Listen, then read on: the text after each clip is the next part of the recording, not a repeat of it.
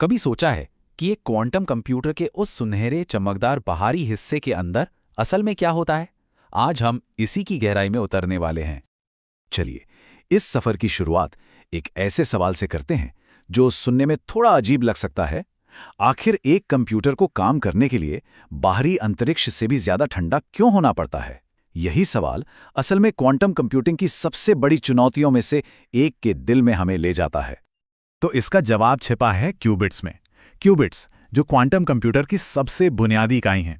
लेकिन इन क्यूबिट्स की जो क्वांटम कंप्यूटिंग का दिल है, एक बहुत बड़ी खामी है, और वो ये है कि ये अविश्वसनीय रूप से नाजुक होते हैं।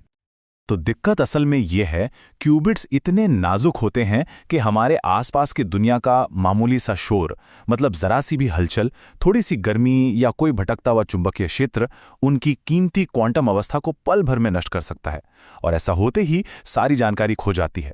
यही वो असली इंजीनियरिंग चुनौती है जिसे वैज्ञानिकों को कोई भी हिसाब किताब करने से पहले हल करना ही पड़ता है। अच्छा, इस मुश्किल चुनौती को समझने के लिए चलिए एक बहुत ही आसान उदाहरण का इस्तेमाल करते हैं।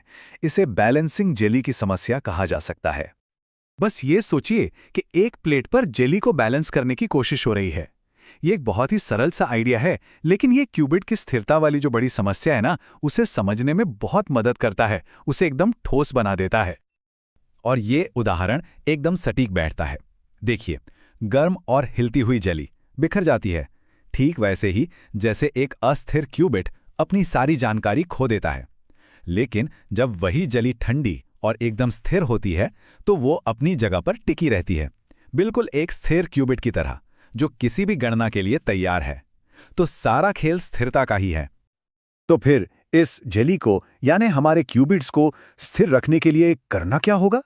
यहीं पर इंजीनियरिंग के 3 जबरदस्त समाधान सामने आते हैं जो इस कहानी के असली हीरो हैं। पहला और सबसे अनोखा समाधान है क्रायोजेनिक कूलिंग। सीधी भाषा में कहें तो ये चीज़ों को बहुत ही ज़्यादा कम तापमान तक ठंडा करने का प्रोसेस है। इसका सिर्फ एक ही मकसद है, एक ऐसा शांत माहौल बनाना जहां गर्मी और कंपन क्यूबिट्स को बिल्कुल भी परेशान ना कर सकें। हम कितने ठंडे तापमान की बात कर रहे हैं? सोचिए, -273 डिग्री सेल्सियस। ये परम शून्य यानी एब्सोल्यूट जीरो के इतना करीब है कि इससे ज्यादा ठंडा कुछ हो ही नहीं सकता, कम से कम सैद्धांतिक रूप से तो नहीं। और ये बात इसे और भी शानदार बना देती है।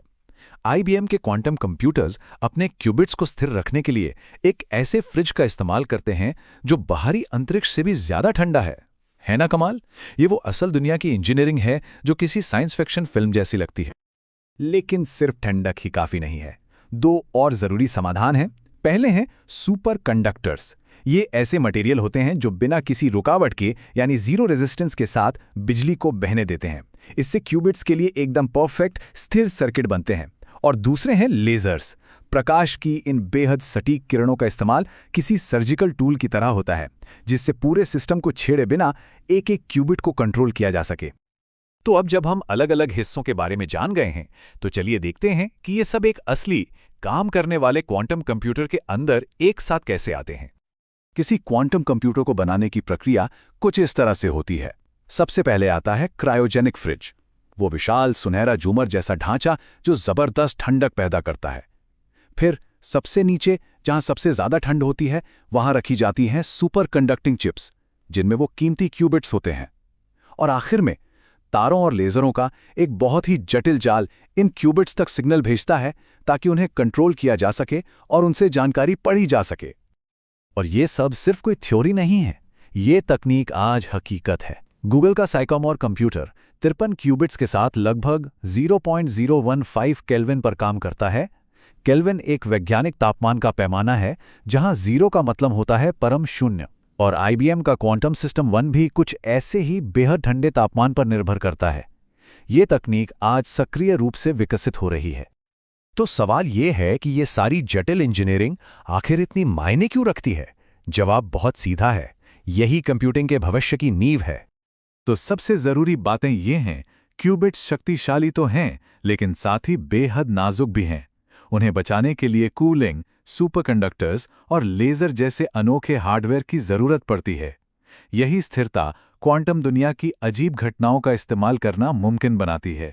जैसे सुपरपोजिशन, जहां एक क्यूबिट एक ही समय में 0 और 1 दोनों हो सकता है। और सच तो ये है कि इस हार्डवेयर के बिना क्वांटम कंप्यूटिंग मुमकिन ही नहीं है। तो अंत में ये एक सोचने पर मजबूर करने वाला सवाल रह जाता है, अगर ये इंजीनियरिंग आज के क्वांटम कंप्यूटरों को इतनी शक्ति दे रही है, तो जरा सोचिए कल की मशीनें जो इसी नींव पर बनेंगी वो क्या कुछ हासिल कर पाएंगी।